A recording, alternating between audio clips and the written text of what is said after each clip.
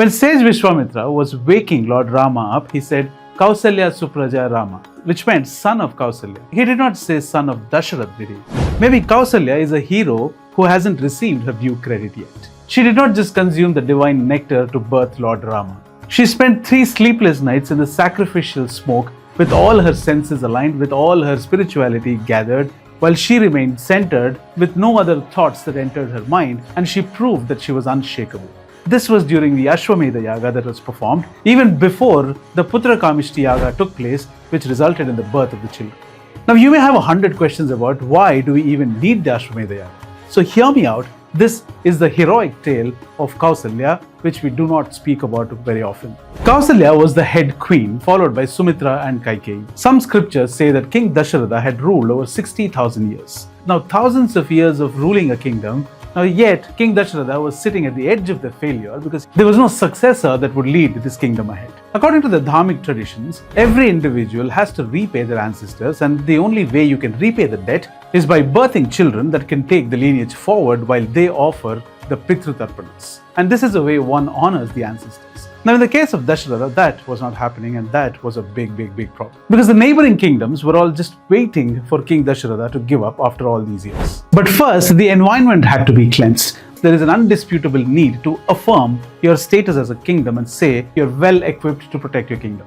And then you have to atone your sins, including the accidental killing of Shravana Kumara that Dasharatha had to rid himself of. To cleanse himself from all these things, an Ashvamedha Yaga was more than necessary, and this is where Kausalya was utterly devoted. She spent sleepless nights, never leaving the site of the ritual. So now after the cleansing was done, that is when the Putrakameshti Yoga takes place, and that is when the divine nectar comes out.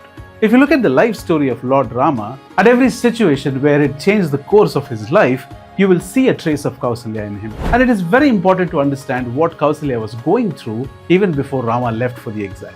If you look at Kausalya, she was the head queen, while the king's heart was full of love for the youngest wife, Kaikeyi.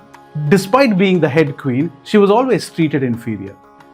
Not just neglected by the king, but the attendants of the younger queens were also looking down upon Kausalya. In a state like that, despite being the head queen, how are you supposed to maintain your balance? Now that is Kausalya for you. Now before you rule out that this was the only thing Kausalya was going through, then comes the desire of Kaikeyi to send Lord Rama on an exile. When that happened, the Kshatriya in her woke up, and she even insisted Lord Rama to fight back. She argued, now the mother also held an equal right in commanding the children similar to the father. So she said he has every right to fight for what truly belongs to him.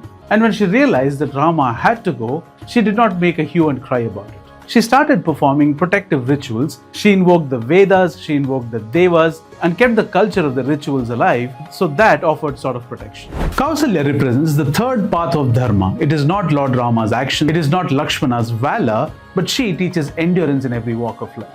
When King Dasharatha passed away, she did not use that as an opportunity to change anything. She just lived with the circumstance, and until she eventually found her peace. She became the head of the family who held all these broken pieces together. And she continued the culture of rituals, and she became the spiritual pillar than becoming bitter. Her role was more profound than just being the biological vessel for Lord Rama. She was the one who transferred the values. She was the one who taught that Dharma comes before your own selfishness. She was the moral compass and the political stabilizer of the kingdom, which are the values that Lord Rama had ingrained, and he never flawed when it came to this. She forgave Kaikeyi and held no bitterness. We call Lord Rama as the Maryada Purushottama. Where do you think he gets it from? When Kausalya's husband was smitten by the younger wife's beauty, it was she who held everything together, and she was the only one during the course of time who performed Nishkarma Karma, which means selfless action for a greater good. And most importantly, what summarizes the heroism of Kausalya is, do you think Lord Rama and Lakshmana and Sita, when they were going on an exile, do you think it was only their grit, their valor and their sacrifice that took them through this and helped them endure whatever they had to? No, he walked out of the kingdom with a metaphysical shield that Kausalya gave him from her years of tapasya and her motherly love, coupled with her rituals that she followed and the way she was anchored to spirituality, never let anything affect Lord Rama, Lakshmana and Sita. Without this shield of Kausalya, Lord Rama wouldn't have done what he had done so easily. She was the shield protecting the son who happens to be an avatar of God himself. If she does not deserve to be called a hero, then we have got the entire Ramayana wrong. That's about it. See you in the next video. My name is Casey. Stay tuned.